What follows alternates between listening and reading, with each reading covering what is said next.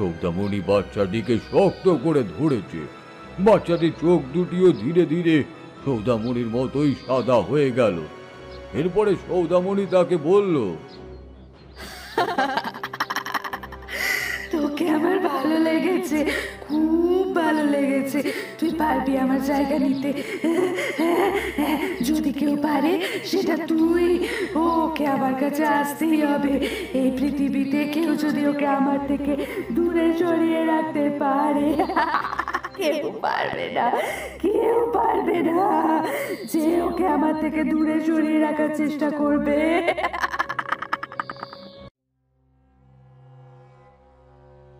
রহস্য ও রোমাঞ্চের ঠিকানা ভূত কুঠিরে আপনাদের সকলকে জানাই আরও একবার স্বাগত। আজকে শুনবেন লেখিকা সঞ্চারী ভট্টাচার্যের লেখা গল্প তারানাথ তান্ত্রিক ও প্রেত কাকিনীর আর্তনাদ। আমাদের গল্পগুলো শুধুমাত্র এন্টারটেইনমেন্ট হিসেবে নিলেই ভালো হবে, বাস্তবের সাথে এর কোনো রকম কোনো মিল নেই। যদিও থেকে থাকে সেটা শুধুমাত্র গল্পের প্লট সৃষ্টির জন্য। আজকের গল্পটিতে থাকছে গা শিউরে ওঠা ভয়ানক পরিণতি আর এক রহস্যময় কাহিনী। তাই গল্পটিকে উপভোগ করতে কিন্তু একদম শেষ পর্যন্ত গল্পটা শুনতে হবে। আর অবশ্যই কমেন্ট করে জানাবেন আপনাদের মতামতগুলি। গল্প শুরু করার আগে সবার কাছে বিশেষ অনুরোধ, আপনারা প্লিজ আমাদের চ্যানেলটিকে সাবস্ক্রাইব করে এবং পাশে থাকা বেল আইকনটি প্রেস করতে কিন্তু ভুলবেন না। শুরু হচ্ছে আজকের গল্প তারানাথ তান্ত্রিক ও প্রেত কাকিনীর আর্তনাদ।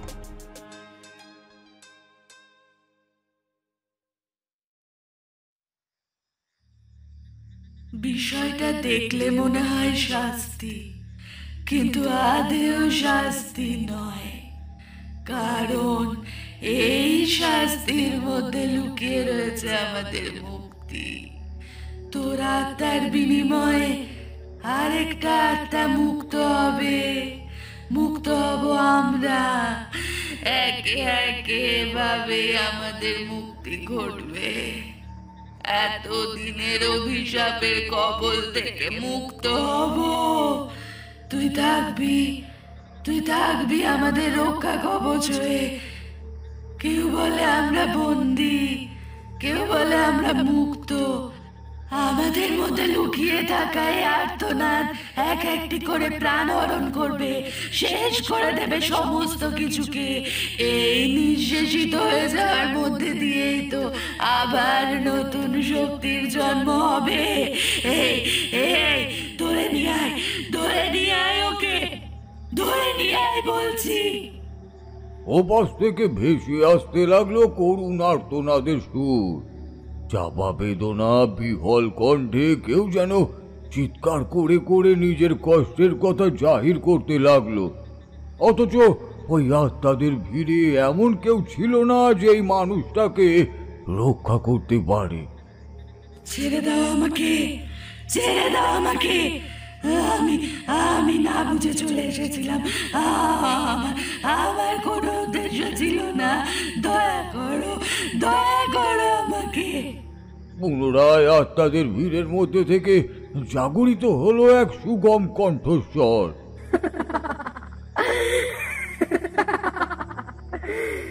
কোনোদিনও না, কোনো মূল্যে আর এখান থেকে তোর মুক্তি হবে না।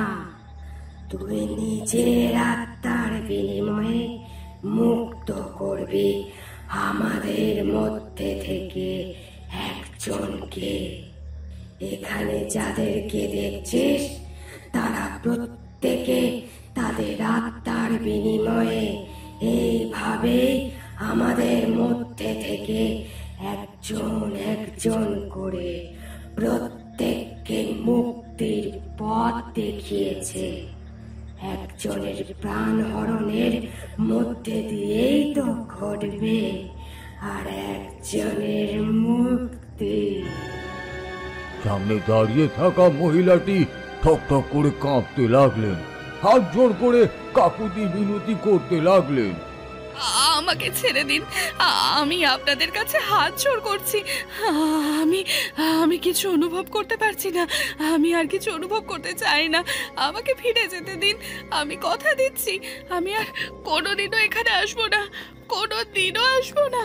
আমি কোনোদিনও আপনাদের কাছে কিচ্ছু চাইবো না। আমাকে আমাকে এভাবে শেষ করে দেবেন না, ফিরে যেতে দিন আমাকে, দয়া করে ফিরে যেতে দিন। কালো নিকোষ অন্ধকারের মধ্যে প্রেতাত্মাদের ভিড়ে কোথায় যেন গায়েব হয়ে গেল সেই ক্ষীণ আর্তনাদের সুর। কেউ আর তার কোনো হদিশ পেল না। অন্ধকারটা যেন ক্রমাগত ভাবে আরো গাঢ় হতে লাগলো। সবকিছু এক নিমেষে হারিয়ে গেল, কাউকেই আর খুঁজে পাওয়া গেল না। জঙ্গলের মধ্যে থেকে ভেসে এলো এক ভয়ঙ্কর আর্তনাদ। এই দৃশ্যটি চোখের সামনে ভেসে উঠতেই হুড়মুড় করে খাটের উপরে উঠে বসলেন তারানাথ। চোখের সামনেটা একেবারে ধোঁয়াশায় ঢাকা পড়ল। তিনি সম্বিত ফিরে পেলেও চিৎকার করে উঠলেন, না না না না না, এ কিছুতেই হতে পারে না। আমি আমি রক্ষা করব তাকে। যে করি হোক না কেন, যে করি হোক না কেন, আমাকে রক্ষা করতেই হবে, রক্ষা করতেই হবে। তারানাথের কথা শেষ হওয়ার সাথে সাথেই চারি সেখানে এসে উপস্থিত হলো। নিজের পিতাকে এমন বিচলিত অবস্থায় দেখে সেও যথেষ্ট ঘাবড়ে গেল। চারি তার দিকে এগিয়ে গিয়ে বলল, এই কি বাবা, তুমি এত ভয় পেয়ে গেছো কেন? কি হয়েছে তোমার? তোমার সারা শরীর ঘামে ভিজে গেছে, বুকের ব্যথাটা আবার বেড়েছে নাকি? ডাক্তার কাকুকে একবার খবর দেবো? তারানাথ তাকে হাত দেখিয়ে ইশারা করে বললেন, না, তার আর প্রয়োজন নেই। আসলে আমি সেই সমস্যার মধ্যে দিয়ে যাচ্ছি, তার সমাধান ডাক্তারের কাছে নেই। আসলে তোরা ভাবিস বৈজ্ঞানিক চিকিৎসা শাস্ত্রে সবকিছুই হয়তো চোখের সামনে ধরা পড়ে, কিন্তু কিছু মানুষ আয়নার মতো হয়, জানিস তো। আমিও হলাম তেমনই একটা আয়না। আমি যার সামনে গিয়ে দাঁড়াই তার আসল অস্তিত্বটা অচিরেই আমার সামনে ফুটে ওঠে। কারণ কালো শক্তিরা সব সময় ভেগ ধরে থাকতেই পছন্দ করে। তারা কখনো কারো সামনে নিজের অস্তিত্বের খোলসা করে না। চারি এহেন কথা শুনে বড্ড ঘাবড়ে গেল। তারানাথ হঠাৎ এমন কথা কেন বলে চললেন, সেই বিষয়টির সত্যতা নিরূপণ করা তার পক্ষে সম্ভব হলো না। সে এসবের মধ্যে নিহিত থাকা রহস্যকে খুঁজে বার করার জন্য তার পিতাকে উদ্দেশ্য করে বলল, বাবা, সত্যি কথা বলতে কি আমি তোমার কোনো কথাই ঠিকভাবে আন্দাজ করতে পারি না। তুমি এখন যে বিষয়টার কথা আমাকে বললে সেটাও ঠিকভাবে বুঝতে পারলাম না। তোমার শরীর কি এখন আগের থেকে ভালো আছে? তারানাথ তার টেবিলের উপরে রাখা জলের গ্লাসটি সামনে এগিয়ে নিলেন, আর তারপরে তার ভিতরে থাকা জলটুকু ঠক ঠক করে সাবার করে ফেললেন। এরপরে চারিকে উদ্দেশ্য করে বললেন, দেখ মা, এই পৃথিবীতে এমন অনেক কিছুই রয়েছে যেগুলির পেছনে নিহিত থাকা আসল রহস্যকে এত সহজে খুঁজে বার করা যায় না।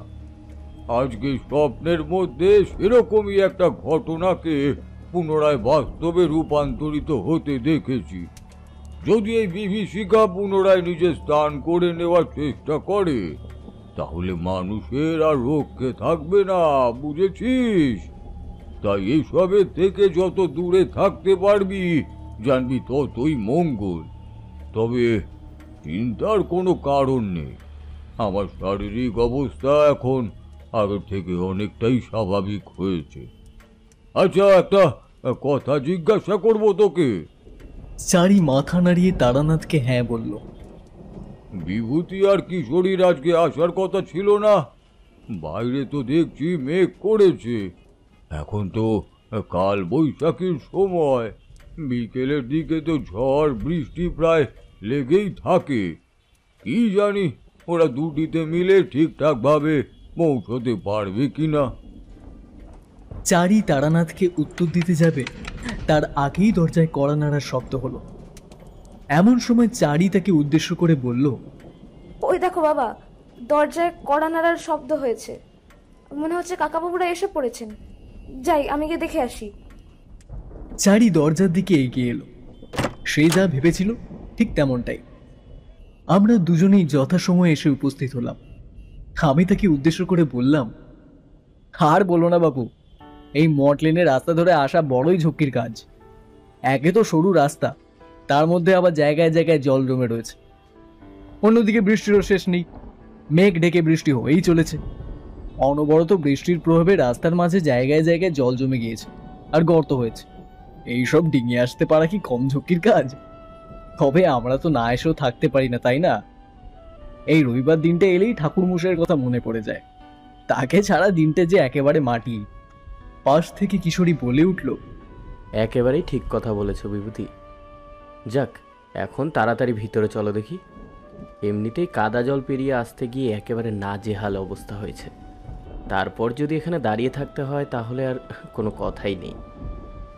চারি তৎক্ষণাৎ আমাদেরকে উদ্দেশ্য করে বলল, এ বাবা, সে আর বলতে নাকি?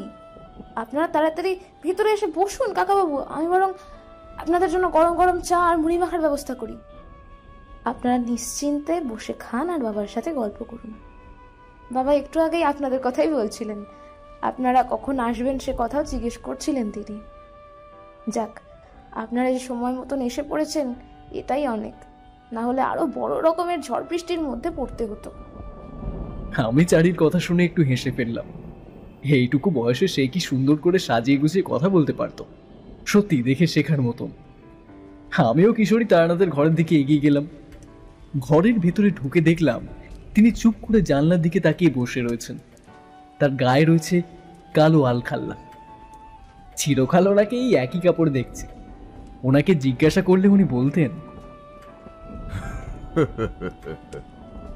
তান্ত্রিকদের কালো রং খুব পছন্দের হয় বিভূতি, তাই তারা কালো রঙের এত ভক্ত। আসলে মা কালীর ভক্ত, আর মা কালীর গায়ের রঙও কালো। এই কালো রঙের মধ্যেই রয়েছে এক অপার তান্ত্রিক শক্তি, যা তোমরা কোনোদিনও ধারণাই করতে পারবে না। তাই এই কালো রঙের বস্ত্র পরিধান করার মধ্যে দিয়ে আমি নিজেকে অনেক বেশি ক্ষমতাশালী মনে করতে পারি, কারণ এই রং শুধুমাত্র আমার তান্ত্রিক শক্তি বৃদ্ধিতে সহায়ক এমনটা নয়, মনের শক্তি বৃদ্ধিতেও সহায়ক। সেই কারণেই তো এই রঙের বস্ত্র সবসময় পরিধান করে থাকি। তারানাথের বলা কথাগুলো চোখের সামনে ভেসে উঠল। এমন সময় কিশোরী হঠাৎ নিস্তব্ধতাকে ভেঙে দিয়ে বলল, অমন করে জানলার দিকে তাকিয়ে কি ভাবছেন ঠাকুরমশাই? আমরা যে এখানে এসে উপস্থিত হয়েছি সেদিকে কি নজর আছে? কিশোরীর গলা কানে যেতেই ঠাকুরমশাই এদিকে ফিরলেন। তারপরে সামনে চৌকির উপরে হাঁটু গেড়ে বসে পড়লেন। তারপর আমাদেরকে উদ্দেশ্য করে বললেন,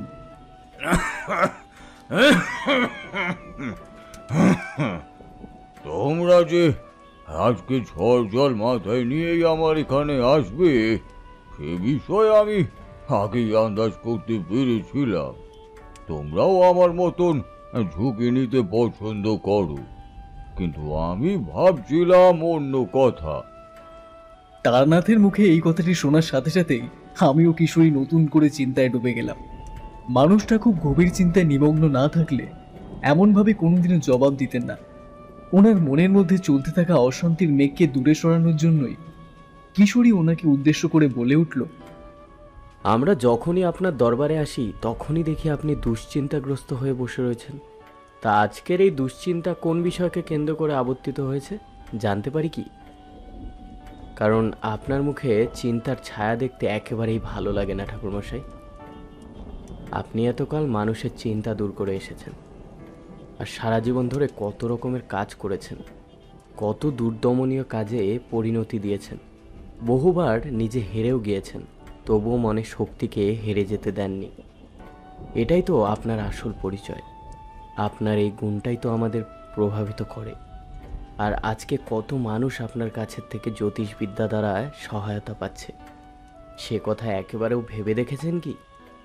তবে আপনার মধ্যে জ্যোতিষবিদ হওয়ার পাশাপাশি যে আরও একটা বিদ্যা লুকিয়েছিল তা অবশ্য আমাদের দুজন ব্যতীত আর কেউই সেভাবে জানতে পারেনি। কি বলুন ঠাকুরমশাই? তারানাথ কিশোরীর কথা শুনে মৃদু হাসলেন। তারপর তাকে উদ্দেশ্য করে বললেন, সে অবশ্য ঠিক কথাই বলেছ, কারণ বেশিরভাগ মানুষই আমাকে বর্তমান সময় একজন উল্লেখযোগ্য জ্যোতিষবিদ হিসাবেই জানে। আমার মধ্যে যে একটা সাধকের সত্তা লুকিয়ে রয়েছে, এই বিষয়টা নিয়ে কেউই তেমন ভাবে মাথা ঘামাতে চায় না। অবশ্য সত্যি কথা বলতে কি, তোমরা ব্যতীত এই বিষয় আর কেউই সেভাবে জানেও না, কারণ আমি সচরাচর কারোর সামনে আমার এই সাধকের জীবনের কথা আলোচনা করি না। কারণ এই বিষয় সম্পর্কে জানতে পারলে মানুষের কৌতূহল প্রশমন করা আরো অনেক বেশি কঠিন হয়ে দাঁড়াবে। আমি এমনিতেই বৃদ্ধ হয়েছি, এই অবস্থায় এত কথা বলা কিংবা কৌতূহল প্রশমন করা আমার দ্বারা আর সম্ভব হয় না। তারানাথের কথা শেষ না হতেই চারি ঘরের মধ্যে গরম গরম চা আর মুড়ি মাখা নিয়ে উপস্থিত হলো। সেগুলিকে সামনে রাখা ওই টেবিলটির উপরে রাখলো। তারপরে আমাদেরকে উদ্দেশ্য করে বলল, আজকে আমি আর এখান থেকে নড়ছি না। বাবা সকালবেলায় কিসের যেন একটা স্বপ্ন দেখেছেন, তারপর থেকেই বাবার মনটা বড্ড বিমর্ষ হয়ে রয়েছে। তবে একবার যদি অন্তরের কথাগুলো বাবা আপনাদের সামনে তুলে ধরতে পারেন, তাহলে মনে হয় উনি অনেকটাই হালকা অনুভব করবেন। কি বাবা, আমি ঠিক বললাম তো? চারির কথাগুলো শেষ হবার সাথে সাথে কিশোরী মাঝখান থেকে চিরকালের মতন বলে উঠল, হ্যাঁ হ্যাঁ ঠাকুরমশাই, আপনি আপনার মনের কথাগুলো আমাদেরকে বলে হালকা হতেই পারেন। আর সেই সাথে মনে হচ্ছে এর সাথে অন্য কোনো কাহিনীও লুকিয়ে রয়েছে। তাহলে আমরা আপনার কাছ থেকে সেই সময়কার কাহিনীখানাও দিব্যি শুনে নিতে পারবো। আপনি বরং আমাদের সেই কাহিনীখানাই বলুন, আর আমরাও শুনে নিজের জীবনকে সার্থক করি। কিশোরী তারানাথকে উদ্দেশ্য করে কথাগুলো বলতো ঠিকই, কিন্তু প্রতিটি কথার মধ্যেই কেমন যেন একটা ব্যঙ্গ ভঙ্গি লুকিয়ে থাকতো। আমি অবশ্য এর পেছনের কারণকে কখনো খুঁজে বার করতে চাইনি, তবে নিজের অভিজ্ঞতা থেকে যতটুকু আন্দাজ করতে পেরেছিলাম তা দেখে এটাই মনে হতো যে কিশোরীর আসলে জানার কৌতূহলটা বরাবরই একটু বেশি ছিল। তাই সে মনে করতো এইভাবে খোঁচা না দিলে তারানাথ অন্তত তার সামনে মুখ খুলবে না। কারণ তারানাথের কাছে গল্পের ভাণ্ডার মজুদ থাকার পাশাপাশি রহস্যের ভাণ্ডারও যথেষ্ট পরিমাণে মজুদ থাকত। তাই তিনি কিছু কথা আমাদের সামনে বলতেন আর কিছু কথা মনের অন্তরে রেখে দিতেন, কিন্তু কিশোরী সদ্যবহারের মধ্য দিয়ে ওই অন্তরে লুকিয়ে থাকা কথাগুলোকেই বাইরে টেনে আনার চেষ্টা করতেন। এটাই ছিল তার আলোচনার মূল লক্ষণ বা প্রসঙ্গ বলতে পারেন। কারণ যতবার সে এহেন দৃষ্টিভঙ্গি গ্রহণ করতেন, ততবারই দেখতাম তান্ত্রিক উত্তেজিত হয়ে পড়েছেন, আর তিনি তার মনের মধ্যে লুকিয়ে থাকা ওই রহস্যের ভাণ্ডারকে তুলে ধরেছেন আমাদের সম্মুখে। তাই এবারেও এই বিষয়টির ক্ষেত্রে বিশেষ রকমের পার্থক্য নজরে পড়ল না। তিনি রেগে মেগে অস্থির হয়ে কিশোরীর উদ্দেশ্যে বলে উঠলেন, আমি আর কতবার বলবো তোমাদের যে আমি তোমাদেরকে যা বলি সেগুলো কোনো গল্প নয়, এগুলো সবই হচ্ছে আমার নিজের চোখে দেখা এবং অন্তর দিয়ে অনুভব করা এক একটি ঘটনা। তোমরা আমার কাছে যে ঘটনাগুলি শুনতে আসো সেগুলি সবই আমার নিজের জীবন দিয়ে উপভোগ করা বলতে পারো। তাই এর থেকে দূরে পালানো আমার পক্ষেও সম্ভব নয়, আর আমি কোনো কিছুকেই বাড়িয়ে বলা পছন্দ করি না। তাই সব দিক থেকে বিচার বিবেচনা করলে এই সত্যই চরিতার্থ হয় যে আমি কোনো কিছু লুকিয়ে রাখি না। তারানাথকে উত্তেজিত অবস্থায় দেখেই কিশোরীর চোখে মুখে যেন এক আলাদাই আনন্দ খেলে গেল। আর সেই আনন্দকে আরও বেশি উপভোগ করার জন্য এবং তারানাথকে চুপ করানোর জন্য পাশিং শোয়া তেলে ভাজার প্যাকেটখানা তার হাতের দিকে এগিয়ে দিল। এরপরে তাকে উদ্দেশ্য করে বলে বসলো, আহা, খামোখায় উত্তেজিত হয়ে গেলেন আপনি।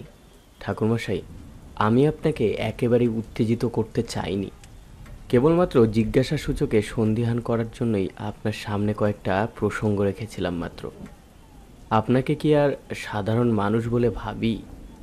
এই দেখুন, আপনার পছন্দের তেলে ভাজা আর পাশিংশ নিয়ে এসেছি, আশা করি আপনার ভালো লাগবে। তেলে ভাজা আর পাশিংশকে চোখের সামনে দেখে তারানাথ বেশ অনেকটাই আনন্দিত হলেন। এরপরে তিনি পাশিংশের প্যাকেট থেকে একখানা পাশিংশ বার করে তাতে আগুন দিয়ে ধোঁয়া ছাড়তে ছাড়তে বললেন, আমার কাছ থেকে গল্প শোনবার জন্য আমাকে কোনো রকম ঘুষ দেওয়ার প্রয়োজন নেই। তোমরা ভালো মানুষ, তাই তোমাদের সাথে গল্প করতেও ভালো লাগে। আমার বাসায় অনেকেই আসেন, কিন্তু তাদের সাথে আমি কখনোই এত গল্প করি না। কেবল কাজের কথা, টাকা পয়সার লেনদেন হয়, ব্যাস ওইখানেই সমাপ্ত। কিন্তু তোমাদের কাছে এক আলাদা সম্মান মেলে, ভালোবাসার রসদ খুঁজে পায়, আর অভিজ্ঞতাগুলো হেলায় নষ্ট হয় না, সেগুলো যথেষ্ট দাম পায়। তাই তো তোমাদের সাথে কথা না বলে থাকতেও পারি না। তবে তোমরা যখন আমার সেই পূর্ব অভিজ্ঞতার কথা শুনতেই চাইছো, তখন আর না বলে যাই কোথায়? বেশ, ঠিক আছে, তাহলে আজকে না হয় আমি তোমাদেরকে সেই কাহিনীখানাই শোনাবো। তারানাথ গল্পে প্রবেশ করলেন। বাইরে তখন প্রচণ্ড জোরে মেঘের গর্জনের সাথে সাথে বৃষ্টি শুরু হয়েছে। আমরাও মজলিস করে একেবারে মুড়ি মাখার পাত্রে হাত ঢুকিয়ে বেশ কিছুটা মুড়ি তুলে নিয়ে মুখে পুড়ে চিবোতে চিবোতে তারানাথের বলা গল্প শুনতে লাগলাম। উনিও বলে চললেন, এই ঘটনা প্রায় 40-45 বছর আগেকার হবে। তখন আমার বয়স খুবই কম। আমি তখন সাধনার কাজ সদ্য শিখছি। এদিক ওদিকে যেতে হচ্ছে আমাকে। নানান মুনি নিজের নানান মত দিয়ে চলেছে আমাকে। কতখানি সত্য, কতখানি মিথ্যে, কোনো কিছুই যাচাই করে দেখবার জায়গায় তখন আমি সেভাবে ছিলামই না। সেই অবস্থায় একদিন নিজের গ্রামের ভিটেতেই বসে রয়েছি। রাতের বেলা, এই ধরো সন্ধে পেরিয়েছে, বাইরে মেঘের গর্জন শুনতে পাচ্ছি। তখন আবার আমাদের গ্রামে হাট বসত। মঙ্গল আর শনিবার করে হাট বসত আমাদের গ্রামে। গ্রামে মানুষের ভিড় দেখলে চমকে যেতে। সেই ভিড়ের মধ্যে থেকে নিজেকে খুঁজে বার করবার কাজ ছিল সব থেকে কঠিন। কারণ মানুষ কেনাকাটায় এতই ব্যস্ত থাকতো যে সেখান থেকে বেরোতে বেরোতেই রাত পেরিয়ে যাওয়ার উপক্রম হতো। তবুও মানুষ ভিড় জমাতে ছাড়ত না। এইসব শেষে হাটের খানিকক্ষণ ঘুরে বেরিয়ে আমি বাসায় এসে বসে পড়েছিলাম। কারণ একে ওই ঝড় বৃষ্টি, তারপরে আবার একাকিত্ব। একটা কথা বলার মতনও মানুষ নেই। তারা যে যার কাজে নিজেরা ব্যস্ত থাকতেন। সব দিক থেকেই বিপদ এসে এক প্রকার ঘাড়ে চেপে বসেছিল বলতে পারো। ফলে কোনো উপায় না পেয়ে আমিও ঘরের মধ্যে একলা বসে জানালার দিকে তাকিয়ে জীবনের 7-5-এর কথা ভেবেই চলেছিলাম। এমন সময় সজোরে একটা বাজের শব্দ হলো, সাথে সাথে টনক নড়ে উঠল। বুঝলাম এর মধ্যেই চোখ বন্ধ করে ধ্যান করতে শুরু করেছিলাম। আমার সেভাবে আর হুঁশ ছিল না, কিন্তু ধ্যানের মধ্যে একটা গলার স্বর আমার দিকে ভেসে আসতে ঘাবড়ে গিয়ে সেদিকেই তাকালাম।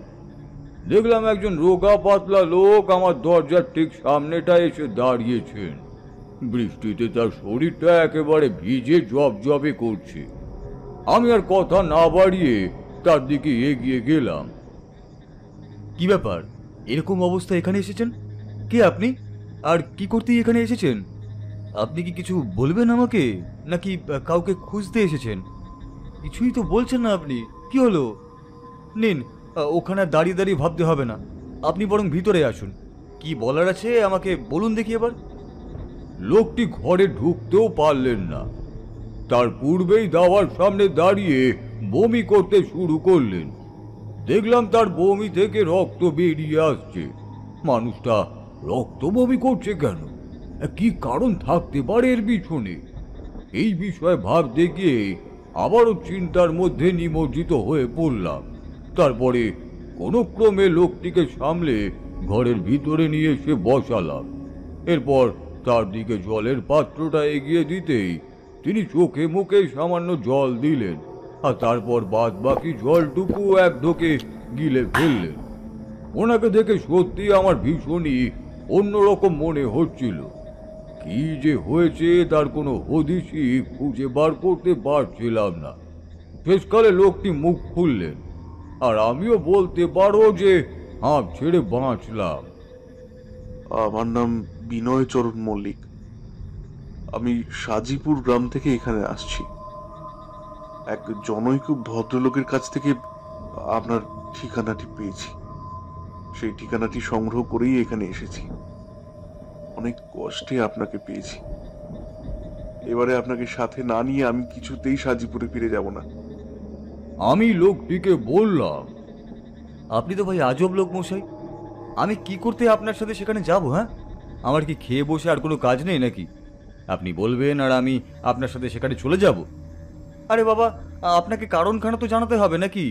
যদি না জানান তাহলে আমি কি করতেই বা সেখানে যাব শুনি? লোকটি আবারও ঘাড় নাড়লেন, তারপরে কিছুটা শান্ত হয়েই বললেন, আপনাকে সাথে করে নিয়ে যাওয়ার পিছনে অনেক বড় কারণ রয়েছে। আমার স্ত্রী বড্ড অসুস্থ হয়ে পড়েছে। কি হয়েছে ওনার সাথে আমি কিছুই বুঝতে পারছি না। কিছুদিন আগেই তিনি মন্দির দর্শনে গিয়েছিলেন। রাতের বেলা জঙ্গলের রাস্তা ধরে মন্দিরে যেতে আমি সর্বদাই তাকে নিষেধ করে এসেছি, কিন্তু সেই মানুষটা কোনোদিনও আমার কোনো কথা সেভাবে তোয়াক্কা করেননি। আর করেননি বলেই হয়তো আজ এত বড় বিপদের সম্মুখীন হতে হয়েছে তাকে। এই কথাটি কেউ না মানলেও আমি অন্তত পক্ষে মানি, আর মানি বলেই আপনার কাছে ছুটে এসেছি। ওর কিছু একটা হয়ে গিয়েছে। আমি বিনয়বাবুর কথাগুলি কিছুটা হলেও আন্দাজ করতে পারলাম। এরপরে তাকে উদ্দেশ্য করে জিজ্ঞাসা করলাম, আপনার স্ত্রীর নাম কি? উনি বললেন, আমার স্ত্রীর নাম সৌদামিনী। সৌদামিনী সম্পূর্ণ বদলে গিয়েছে। ও আর মানুষ নেই, মানুষের মতন আচরণ করে না সে আর। সকলেই বলছে তার মধ্যে নাকি প্রেত ভর করেছে। আমি এক তান্ত্রিকের সাথেও সাক্ষাৎ করেছিলাম। সেই তান্ত্রিক আমাদের বাসাতেও এসেছিলেন, কিন্তু সৌদামিনীর উপরে তান্ত্রিক ক্রিয়া করতে গিয়ে সেই ক্রিয়ার উল্টো প্রভাব তান্ত্রিকেরই জীবন নিয়ে নিয়েছে। দেখলাম সেই তান্ত্রিকের মাথাটিকে সৌদামিনী নিজের হাতে একেবারে ঘুরিয়ে দিয়েছে। আপনি বুঝতে পারছেন? আমার কথার মধ্যে দিয়ে আশা করি এটুকু বুঝতে পেরেছেন যে একটি গৃহবধূর পক্ষে হেন কাজ হুট করে করাটা একেবারেই সম্ভব নয়। কিন্তু সৌদামিনী এই কাজ আমারই চোখের সামনে দিব্যি করে দিল। এরপরেও আপনি বলছেন যে আমি চুপ করে বসে থাকবো? এরপরেও বিশ্বাস করব না যে তার কিছু হয়েছে? গ্রামের কোনো লোক আমাদের সাথে আর কথা বলে না, এমনকি আমাদের বাড়ির সামনে দিয়েও ঘেঁষেন না। আমাদের কোনো সন্তান নেই। বিয়ের কয়েক বছরের মধ্যেই এমনটা ঘটল। আমার স্ত্রী তো যথেষ্ট ঠাকুর ভক্ত ছিলেন, তাহলে কেন এমনটা ঘটলো বলুন? কিছু বুঝতে পারছি না আমি। কিছু একটা করুন, দয়া করে কিছু একটা করুন। লোকটির এমন অবস্থা দেখে আমি আর নিজেকে ঠিক রাখতে পারলাম না। এরপরে বিনয়বাবুকে উদ্দেশ্য করে বললাম, আপনি ভাবছেন ঈশ্বরে ভক্তি রয়েছে যাদের, তাদের শরীরে শয়তান প্রবেশ করতে পারে না, বরং শয়তানি শক্তি নিজের ক্ষমতাকে জাহির করানোর জন্য আরও বেশি করে মানুষের শরীরে প্রবেশ করে, যাতে সকলে ঈশ্বরের আনুগত্য ত্যাগ করে শয়তানকেই বেছে নেয়।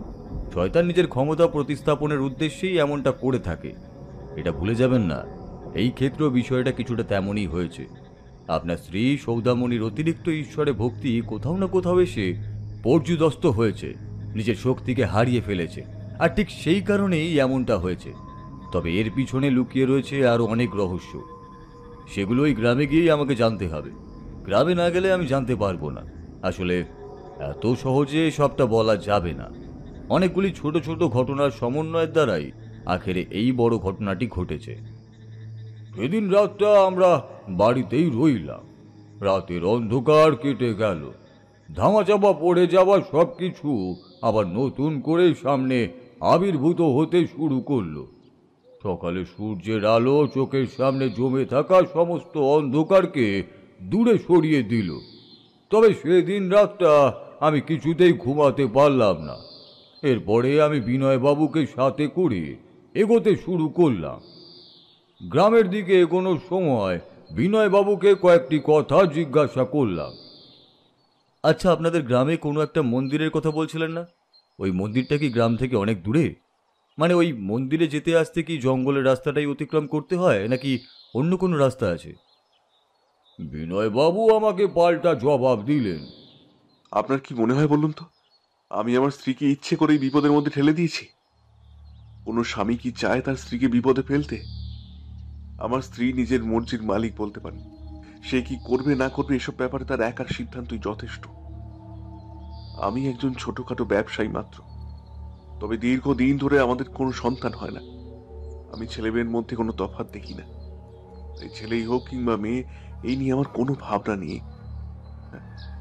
এমনকি আমি আমার স্ত্রীকে কোনো নির্যাতনও দিই না, কারণ আমি জানি এই সব কিছুই ভগবানের ইচ্ছে। তার ইচ্ছের উপরেই সবটা দাঁড়িয়ে রয়েছে।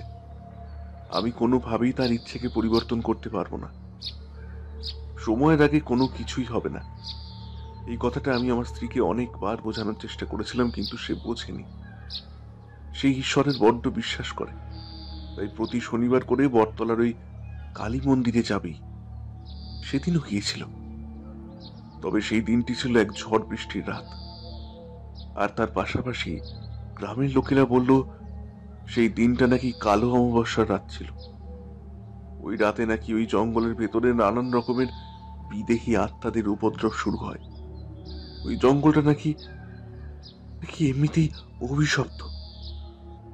আগে নাকি ওখানে কি সব তান্ত্রিক ক্রিয়া প্রক্রিয়া হতো। পরবর্তীকালে যখন জমিদার শাসন শুরু হয়েছিল, তখন নাকি ওই তান্ত্রিককে বলি দিয়ে তার সমস্ত সাধন সঙ্গিনীকে মেরে ফেলা হয়েছিল। কিন্তু ওই তান্ত্রিক নাকি যে সে তান্ত্রিক ছিলেন না, তিনি ছিলেন পিশাচ সিদ্ধ। আর ওই সঙ্গিনীরাও পিশাচের সাধনা করত। তাই মৃত্যুর পরেও নাকি তাদের আত্মা মুক্তি পায়নি। এখনো তাদের আত্মা ওই জঙ্গলের মধ্যেই রয়েছে। আর প্রতি কালো অমাবস্যার রাতেই নাকি সেই সকল বিদেহী আত্মা পুনরায় জেগে ওঠে। আর যে বা যারা ওই জঙ্গলের রাস্তা অতিক্রম করবার চেষ্টা করে তাদেরকে প্রাণে মেরে ফেলে। বিনয়বাবুর মুখে এইসব কথা শুনে আমি ভীষণ ভয় পেয়ে গেলাম। এরপর তাকে উদ্দেশ্য করে বললাম, আপনি তো আজব মানুষ দেখছি। এই সব কিছু জানা সত্ত্বেও আপনি আপনার স্ত্রী সৌদামণিকে ওই জঙ্গলের রাস্তা ধরে কালো অমাবস্যার রাতে যেতে দিলেন কেন? আর আপনি তো বলছেন নাকি ওই জঙ্গলের মধ্যে দিয়ে যাতায়াত করে যারা, তারা নাকি আর ফিরে আসে না, তাদের মৃতদেহ নাকি আর খুঁজেও পাওয়া যায় না। তা সেখানে সৌদামণি ফিরে এলোই বা কিভাবে? আর সে যে ফিরে এলো তার পরবর্তী অবস্থার কথা আপনি কিছুই বললেন না। যে ও কি আগের মতোই স্বাভাবিক ছিল নাকি ওর মধ্যে কোনো পরিবর্তন এসেছিল? আমার কথাগুলি শোনা মাত্রই বিনয়বাবু থমকে গেলেন। তারপরে আমাকে উদ্দেশ্য করে বললেন, সৌদামিনীর মধ্যে পরিবর্তন নয়, এক আমূল পরিবর্তন এসেছিল। মনে হলো সে যেন আমার স্ত্রী নয়, আমার সামনে অন্য কেউ দাঁড়িয়ে রয়েছে। আর এই মানুষটাকে আমি একেবারে চিনি না। আমি পুনরায় তাকে প্রশ্ন করলাম, কেন? সৌদামণির মধ্যে এমন কি পরিবর্তন লক্ষ্য করেছিলেন যা দেখে আপনার মনে হলো যে এ আপনার স্ত্রী নয়? সাধারণভাবে সে যে আচরণগুলো করতো সেই আচরণগুলো করা কি একেবারেই বন্ধ করে দিয়েছিল, নাকি সম্পূর্ণ নতুন কোনো মানুষকে চোখের সামনে দেখতে পাচ্ছিলেন আপনি? বিনয়বাবু ভয়তে ঢোক গিললেন। তারপরে কোনো রকমে আমাকে উদ্দেশ্য করে বললেন, তেমনটাই বলতে পারেন। যেদিন পুজো শেষ করে সৌদামিনী রাতে বাড়ি ফিরল, সেদিন অনেক রাত হয়ে গিয়েছিল। ধরে নিন প্রায় মধ্যরাতে বাড়ি ফিরেছিল সে। এতক্ষণ ধরে সে কোথায় ছিল, কি করছিল, কার সাথে ছিল, এই বিষয়গুলো যেই না আমি জানতে চাইলাম, সঙ্গে সঙ্গে একেবারে তীর্যক দৃষ্টিতে আমার দিকে তাকিয়ে বলল, একদম বিরক্ত করিস না আমাকে। খবরদার, যদি আমাকে এত প্রশ্ন করেছিস, আমি তোকে শেষ করে ফেলবো। এখন থেকে আমি সৌদামিনীর শরীরে থাকবো, এটাই আমার জায়গা। ওকে শেষ করে নিজে মুক্ত হব, কিন্তু তার জন্য প্রয়োজন আরেকজনের, যাকে মৌরি বানিয়ে আমি সৌদামিনীকে শেষ করব। সৌদামিনীও মরবে, আর তারপর আমিও মুক্ত হব। কিন্তু আমার মুক্তির দায় যে একজনকে নিয়ে যেতে হবে, দিয়ে যেতে হবে। আবার আবার সেই খুঁজে বেড়াবে আর একজনকে। তারপর সে যখন মরবে তখন ওই মানুষটা মুক্ত হয়ে যাবে। বিনয়বাবুর মুখে এই কথাগুলো শুনে আমি এক প্রকার অবাক হয়ে গেলাম। মনে হচ্ছিল জীবনে প্রথমবার এমন ধাঁধার মধ্যে পড়েছি, যে ধাঁধার কোনো মীমাংসা নেই, শুরু আছে কিন্তু কোনো শেষ নেই। এ আবার কেমন কথা? এখানে কে কার মুক্তি ঘটাচ্ছে, কে কার মুক্তির জন্য দায়, কিছুই তো বুঝে উঠতে পারছি না। নিজের মনের মধ্যে হাজারো প্রশ্ন ঘুরপাক খেতে থাকলো।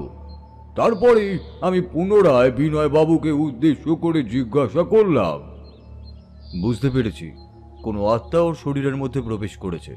ওই জঙ্গলের রাস্তা ধরে ফেরার সময় এই অঘটনটি ঘটেছে। সাধারণত ওরা মানুষকে মেরে ফেলে, কিন্তু না, স্ত্রী সৌদামণির মধ্যে নিশ্চয়ই এমন কোনো লক্ষণ রয়েছে যাকে তারা নিজেদের স্বার্থের জন্য ব্যবহার করতে পারে। আর তাদের স্বার্থ বলতে একটাই, মুক্তি লাভ।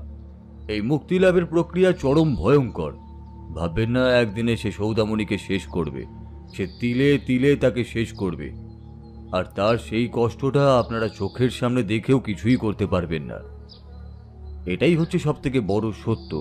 আর এই সত্যের সাথে মোকাবেলা করবার জন্য অনেক সাহসের প্রয়োজন। আপনার মুখ থেকে যা শুনলাম তাতে করে এটাই মনে হয় যে এই জঙ্গলের একটা ইতিহাস রয়েছে।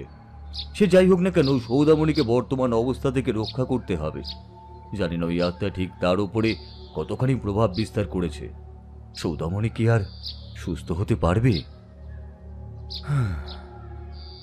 কথাগুলি শেষ করেই আমি একটা দীর্ঘশ্বাস ফেললাম। জানতাম আমার এই দীর্ঘশ্বাসের শব্দ বিনয়বাবুকে আরো বিমর্ষ করে তুলবে। তবুও এহেন পরিস্থিতিতে কি করণীয় সেটাই তো আন্দাজ করতে পারছিলাম না। তাই ভেতরে চাপা কষ্ট আর দুশ্চিন্তা দীর্ঘশ্বাসের আকারেই বেরিয়ে এলো। এমন সময় দেখলাম আমরা গ্রামের সীমান্তে পৌঁছে গিয়েছি। বিনয়বাবু আমাকে উদ্দেশ্য করে বললেন, এই যে এই দিকটা দেখছেন, এখান থেকে জঙ্গলের সীমানা শুরু হয়েছে। আর তারপরে এখান থেকে প্রায় কয়েক কিলোমিটার হেঁটে গেলে তবে বটতলার কালী মায়ের মন্দির পড়ে। যদিও গ্রামের পশ্চিম প্রান্ত দিয়ে মন্দিরে যাওয়া যায়, কিন্তু সেই পথ অনেকটাই দূর হয়ে যায়। আমার মনে হয় সৌদামিনী তাড়াহুড়ো করে মায়ের মন্দিরে যাওয়ার জন্যই সেদিন এই জঙ্গলের পথ বেছে নিয়েছিল। আর তারপরেই এই অঘটন ঘটেছে। সে প্রতি শনিবার করে মায়ের ব্রত রাখে। আমার মনে হয় আমাদের সন্তান লাভের আশাতেই সে এতকাল ধরে ব্রত করে আসছে। মা কোথায় আমাদের দিকে মুখ তুলে তাকাবেন, সেখানে দেখুন এই কেমন অভিশাপের অন্ধকারে তিনি আমাদেরকে ঠেলে দিলেন। কথাগুলো বলেই বিনয়বাবু ফুঁপিয়ে কাঁদতে শুরু করলেন। আমি তার মানসিক অবস্থার কথা ভালোভাবেই আন্দাজ করতে পারছিলাম। এই অবস্থায় যে কোনো মানুষই তার মানসিক ভারসাম্য হারিয়ে ফেলতে বাধ্য। এটি কোনো নীতিকথার সময় ছিল না। তবুও ঈশ্বর নিন্দা আমি কি করেই বা শুনতাম।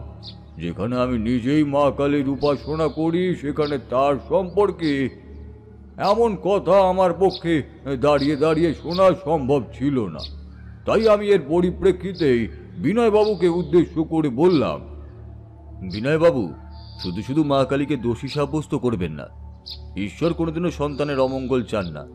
আপনার স্ত্রী ঈশ্বরে বিশ্বাসী ছিলেন ঠিকই, কিন্তু দীর্ঘদিন ধরে কোনো ফল না পাওয়ার কারণে হয়তো তিনি বিমর্ষ হয়ে পড়েছিলেন। আর তার জন্যই তিনি এমন কিছু করে বসলেন যার প্রভাবে সবটা শেষ হয়ে গেল। অভিশাপ গ্রাস করলো আপনাদেরকে। শুনুন, এত সহজে ভেঙে পড়লে হবে না। এ নেপথ্যে লুকিয়ে থাকা রহস্যকে একমাত্র সৌদামণি আমাদের সামনে তুলে ধরতে পারবেন। তবে এত তাড়াতাড়ি তিনি আমাদেরকে কিছুই জানাবেন না, কারণ আমার উপস্থিতি ওই প্রেতের নাশকারক হবে ভেবে সেই প্রেত সৌদামণির জীবনকে অতিষ্ঠ করে তুলবে। তাই আমি সৌদামণিকে দূর থেকে একবার দেখতে চাই। আমি আপনাদের বাড়িতেই থাকবো, কিন্তু অন্য একটি স্থানে। যে স্থানের খোঁজ সৌদামণিকে একেবারেই পেতে দেওয়া চলবে না, কারণ ভুলে যাবেন না সে এখন আপনার স্ত্রী নয়, তার শরীরে রয়েছে অন্য কারোর আত্মা। সেই আত্মা যদি একবার আমার উপস্থিতি টের পেয়ে যায় তাহলে সৌদামণিকেও মেরে ফেলতে পারে। যাক, এখন কথায় কথা বাড়বে। আপনি বরং আমাকে আপনার বাড়িতে নিয়ে চলুন। কাজ শুরু করবার পূর্বে একবার সৌদামণিকে দেখতে চাই। বিনয়বাবু আমার কথায় রাজি হয়ে গেলেন। এরপরে আমাকে সাথে নিয়ে নিজের বাসায় এসে উপস্থিত হলেন। সৌদামণির ঘরের দিকে এগিয়ে গেলেন। দরজাটা সামান্য ফাঁক করাই ছিল। আমি যা দেখলাম তাতে চক্ষু একেবারে চড়ক গাছ হয়ে গেল।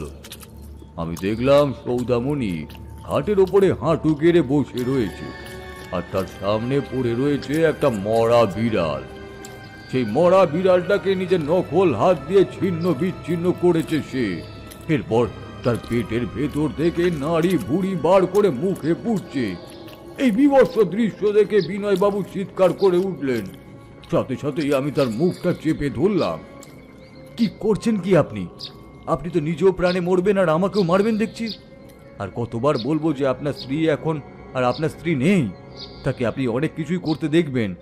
দাঁড়ান, আমাকে ভালো করে বিষয়টা দেখতে দিন।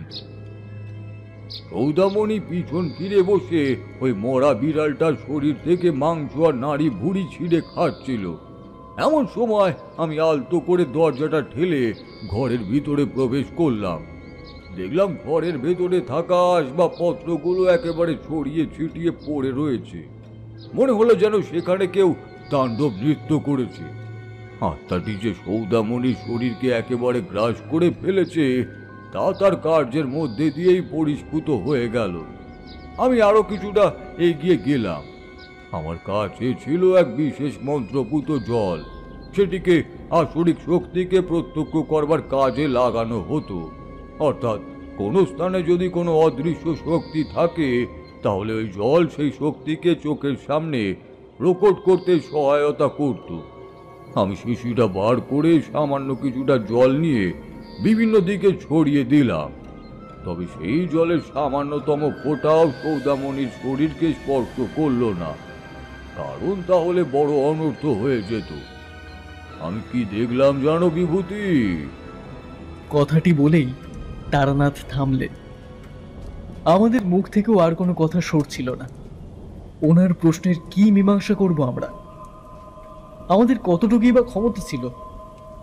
তাই আমি কোনো উপায় না দেখে তাকে উদ্দেশ্য করে বললাম, আপনি ভালো লোকেদেরকে জিজ্ঞেস করছেন ঠাকুর মশাই। আমাদের কাছে যদি এই প্রশ্নের জবাব থাকতো তাহলে আমরা কি থোড়েই আপনার কাছে গল্প শুনতাম? আপনার গল্প সমাপ্ত হওয়ার আগেই তো আমরা সমস্ত রহস্যকে নিজেরাই উদ্ঘাটন করে দিতাম আপনার সামনে। কি বলো কিশোরী? কিশোরীকে দেখলাম একেবারে থমকে বসে রয়েছে। সে আমার এই প্রশ্নের আর কোনো উত্তর দিতেই পারল না। মনে হলো সে যেন গল্পের পরবর্তী পর্বের দিকে হাঁ করে তাকিয়ে রয়েছে। কি হয় এইরকম একটা ব্যাপার তার চোখে মুখে স্পষ্ট দেখা যাচ্ছিল। তাই কিশোরী আর কোনো ব্যঙ্গাত্মক কথা বলল না। তারানাথ পাল্টা জবাব দিলেন, আমি দেখলাম সৌদামণিকে ঘিরে দাঁড়িয়ে রয়েছে একাধিক মহিলাদের প্রেত। সব কটাই মহিলা ছিল, সেখানে কোনো পুরুষের উপস্থিতি ছিল না। বিষয়টা দেখা মাত্রই আমি চমকে উঠলাম। কি ভয়ঙ্কর তাদের চেহারা! তারা এক দৃষ্টিতে সৌদামণির দিকে তাকিয়েছিল, আর ধীরে ধীরে ভেসে আসতে লাগলো তাদের সমবেত আর্তনাদের ধ্বনি। মনে হলো যেন তারা আমাকেও শেষ করে ফেলতে চাইছে। আমি কোনো রকমে সেই স্থান ত্যাগ করে ঘরের বাইরে বেরিয়ে এলাম, আর সাথে সাথে দরজাটা দম করে আমাদের মুখের উপরে বন্ধ হয়ে গেল। এরপরে আর ভিতর থেকে কোনো সাড়া শব্দ পেলাম না। বিষয়টা দেখা মাত্রই বিনয়বাবু ভীষণ রকম উত্তেজিত হয়ে উঠলেন। বারবার ভিতরে যাওয়ার জেদ করতে লাগলেন, এই ভয়ে যে যদি তার স্ত্রীর সাথে আরো খারাপ কিছু হয়ে যায় তখন কি হবে।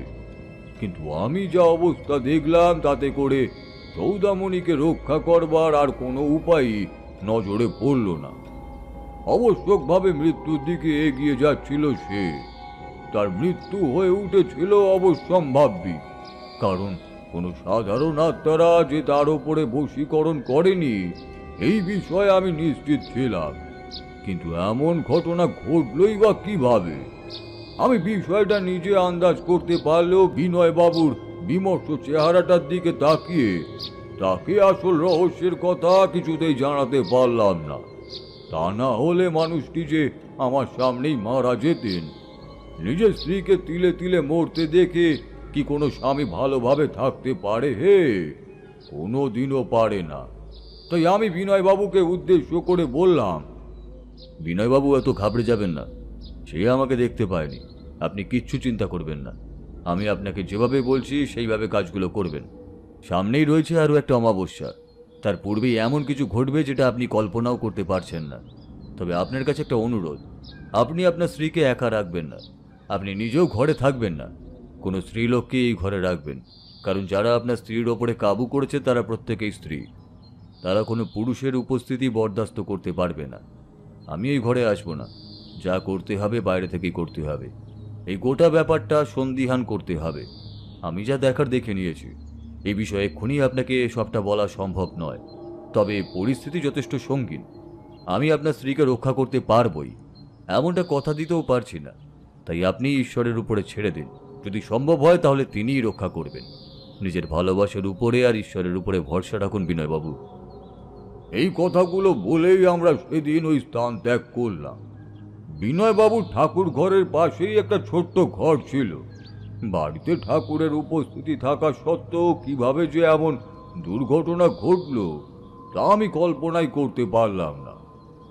এ ছিল আমার সাধনার জীবনে দেখা এক অত্যাশ্চর্য অভিজ্ঞতা। এর পূর্বে কিংবা এর পরবর্তীতে আমাকে ফের এরকম কোনো অভিজ্ঞতার সম্মুখীন হতে হয়েছে বলে মনে পড়ে না। আমি সবটাই আন্দাজ করতে পারলাম। সেদিন রাতটা আমি ঘরে আবার নিদ্রামগ্ন অবস্থাতেই কাটালাম। সকাল হতেই বেরিয়ে পড়লাম। বিনয়বাবু তখন বাড়িতে ছিলেন না, সম্ভবত ব্যবসার কাজে বাইরে গিয়েছিলেন। আমি সৌদামণির ঘরের দিকে তাকাতেই দেখলাম দরজা তখনও ভিতর থেকে ওই একইভাবে বন্ধ রয়েছে। আমি কিছুটা নিশ্চিত হয়ে গেলাম, বুঝলাম সৌদামণি তাদের মধ্যেই রয়েছে, অর্থাৎ ওই প্রেতেরা তাকে বাইরে বেরোতে দেয়নি। আমি বাইরে এলাম, দেখলাম কিছু বাচ্চা সেখানে খেলাধুলো করছে। এমন সময় গাছের একটা মগডালে নজর পড়ল। সেটা দেখা মাত্রই আমি থমকে দাঁড়িয়ে পড়লাম। দেখলাম সৌদামণি এলো চুলে ওই তেঁতুল গাছের মগডালে বসে পা নাড়াচ্ছে, আর তার চোখের মণিগুলি একেবারে সাদা হয়ে গিয়েছে। এই বিষয়টা দেখা মাত্রই বাচ্চাদের মধ্যে একটা শোরগোল পড়ে গেল। তারা সকলেই খেলা ছেড়ে ঠক ঠক করে কাঁপতে শুরু করলো। দেখলাম ওই সৌদামণির নজর স্থির হয়ে রয়েছে একটি বাচ্চার দিকে। বিষয়টা বেশ খানিকক্ষণ ধরে লক্ষ্য করবার পরে আমি সাথে সাথে ওই বাচ্চাটার সামনে গিয়ে দাঁড়িয়ে পড়লাম। তারপর চোখের নিমিষেই দেখলাম সৌদামণি আমার সামনে এসে উপস্থিত হয়েছে, বাবু হয়ে বসে রয়েছে জমিতে। এত দ্রুততার সাথে কোনো মানুষ কখনো গাছের মগডাল থেকে নিচে নেমে আসতে পারে? হ্যাঁ, এই বিষয়টা দেখা মাত্রই আমি থমকে গেলাম। বুঝলাম ওই বাচ্চাটির প্রতি তার বিশেষ কোনো মোহ রয়েছে।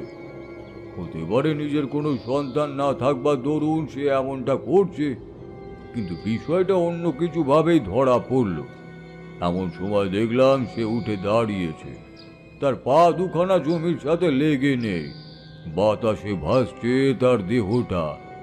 দিনের আলোতেও যে এমন ভয়ঙ্কর বৈষম্যমূলক কোনো দৃশ্য নজরে পড়তে পারে তা তোমরা কল্পনাও করতে পারবে না হে কিশোরী।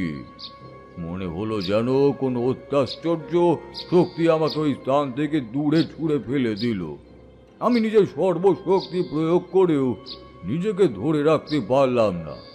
তারপরেই দেখলাম সৌদামণি এসে উপস্থিত হয়েছে সেই বাচ্চাটির সামনে।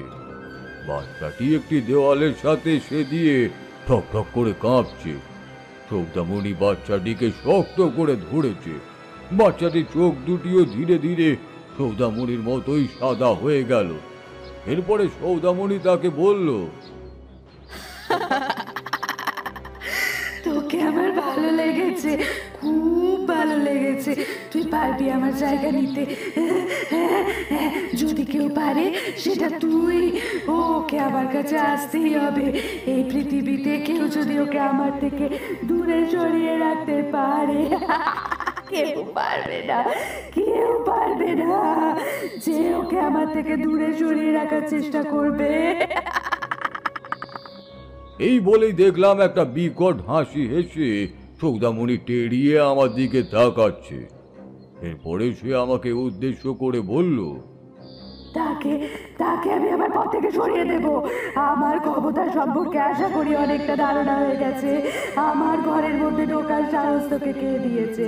তুই কি ভেবেছিস গতকাল রাতে তুই আমার ঘরে ঢুকেছিলিস? আমি টের পাইনি। কোনো লাভ নেই, বারবার বলছি কোনো লাভ নেই। যত তাড়াতাড়ি সম্ভব চলে যা এখান থেকে, না গেলে তোকে শেষ করে ফেলবো। এরপরে ঘটলো আরেক ভয়ঙ্কর ঘটনা। সৌদামণি আর ওই বাচ্চাটি একই সাথে ভয়ঙ্কর ভাবে হাসতে শুরু করলো। আমার দিকে তাকিয়ে এক দৃষ্টিতে তাকিয়ে রইল তারা। এরপরে দেখলাম ওই বাচ্চা ছেলেটি যন্ত্রণা সহ্য করতে না পেরে মাটিতে পড়ে ছটপট করছে, আর সৌদামণি গোল হয়ে ঘুরে তাকে দেখছে। বাচ্চাটি যত বেশি কাতরাচ্ছে, সৌদামণির হাসি আর উত্তেজনা ততই বৃদ্ধি পাচ্ছে। এই জন্য এক পৈশাচিক উপদ্রবের কাহিনী ছিল। কিছু বোঝার আগেই দেখলাম বাচ্চাটির মা দূর থেকে ছুটে আসছে। চোখের নিমিষেই সৌদামণি কোথায় যেন গায়েব হয়ে গেল। দিনের আলোতেও যে এমন কিছু ঘটতে পারে এ আমার ধারণার বাইরেই ছিল। ছেলেটিকে এমন ভাবে ছটপট করতে দেখে সাথে সাথে তার মা তাকে বুকে জড়িয়ে ধরল। ভোলা ভোলা, তোর কি হয়েছে বাছা? এমন করছিস কেন তুই? কি হয়েছে তোর? বল আমাকে। এই তো তোর মা তোর কাছে এসে গেছে। আর কোনো ভয় নেই। কি হয়েছে তোর বাবা? কি হয়েছে বল কি হয়েছে? দেখলাম ওই বাচ্চা ছেলেটি ঠোঁটের পাশ থেকে গ্যাসলা নির্গত হচ্ছে। পাশে দাঁড়িয়ে থাকা অন্যান্য বাচ্চাগুলো হাঁ করে গোটা পরিস্থিতিটা দেখছে, কিন্তু তারা কেউই মুখ দিয়ে কোনো আওয়াজ বার করতে পারছে না। এই বিষয়টি বোঝবার আগেই ওই বাচ্চাটির মা আমাকে উদ্দেশ্য করে সাহায্য প্রার্থনা করতে লাগলো। আমার বাচ্চাটার কি হয়েছে? দয়া করে বলুন না, ওর কি হয়েছে? ও এরকম করছে কেন? ও তো দিব্যি সুস্থ ছিল, তাহলে এরকম কেন করছে? ওকে বাঁচান, না হলে যে ও মরে যাবে। দয়া করে ওকে বাঁচান ওকে। আমি মহিলাটির আর্তনাদ শুনে নিজেকে ধরে রাখতে পারলাম না। কি করব বুঝে উঠতে না পেরে ওদের দিকে এগিয়ে গেলাম। বুঝলাম ওই মহিলা সৌদামণিকে লক্ষ্য করেনি। আমার কাছে ছিল ওই মন্ত্রপুত জল। সেটি ছেলেটির চোখে মুখে ছিটিয়ে দিতেই ধীরে ধীরে দেখলাম তার জ্ঞান ফিরেছে। এরপর আমি সেই মহিলাকে সঙ্গে নিয়ে তার বাসায় গিয়ে উপস্থিত হলাম। এরপরে বাসার ভিতরে ঢুকতেই সেই মহিলা আমাকে প্রণাম করলেন, আর তারপর একটি শতরঞ্চি পেতে দিয়ে বসতে বললেন। আমি তার এই সেবা ভাবকে সত্যি সেদিন সমর্থন না জানিয়ে পারলাম না, তবে আসল সত্যিটা খুঁজে বার করবার জন্য ওই মহিলার সাহায্যের খুব প্রয়োজন ছিল। আমি তাকে তার নাম জিজ্ঞাসা করলে তিনি বললেন, আমার নাম কমলা। আমি স্বামীহীনা। 2 বছর আগে আমার স্বামী মারা গেছে। আমার এই একটি মাত্র সন্তান ভোলাকে ঘিরেই আমার জীবন। আমার আর এই দুনিয়ার কেউ নেই। ভোলার কিছু হয়ে গেলে আমি হয়তো নিজেকে আর কোনোদিনও ক্ষমা করতে পারবো না।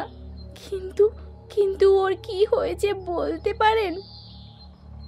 আমি কমলাকে উদ্দেশ্য করে বললাম, আপনি সৌদামণিকে চেনেন?